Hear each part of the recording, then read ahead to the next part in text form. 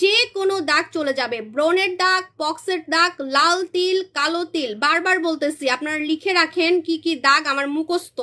আমার কিন্তু মুখস্থ যে আপনাদের ফেসে কি কি দাগ আমি লাইফে 8 বছর বিজনেসে দেখছি। ওকে, সো আমি বলে দিচ্ছি, লাল তিল, কালো তিল, মেস্তা, ব্রণের দাগ, ছোপ ছোপ দাগ, টেনশন আলা দাগ, টেনশন করেন, হাইপার পিগমেন্টেশন, রাতে জাগার কারণে এইখানে কালো দাগ, রাতে জাগার কারণে এইখানে কালো দাগ, রাতে জাগার কারণে এইখানে কালো দাগ, লোমের কারণে এই জায়গাটা কালো, মুখে ছোপ ছোপ দাগ, রোদে পোড়া দাগ, যে কোনো দাগ, মেস্তা মেস্তা, যে কোনো দাগ চলে যাবে আমাদের এই রাজকুমারী সিরামে। এবং রাজকুমারী সিরাম কিন্তু আপনাকে অনেক ফর্সা করবে, অনেক ফর্সা করবে। এটার মধ্যে কি আছে জানেন? বলেন তো আমি এটার নাম রাজকুমারী কেন দিছি? রাজকুমারী দিছি কেন জানেন? বিকজ এটা হচ্ছে আপনার আগেকার দিনের রানীদের সিক্রেট হলুদ দেওয়া সিরাম। হলুদ দেওয়া, হলুদ কিন্তু অনেক ফর্সা করে, হলুদ কিন্তু মানুষ খায় জানেন, দুধের সাথে মিলায়।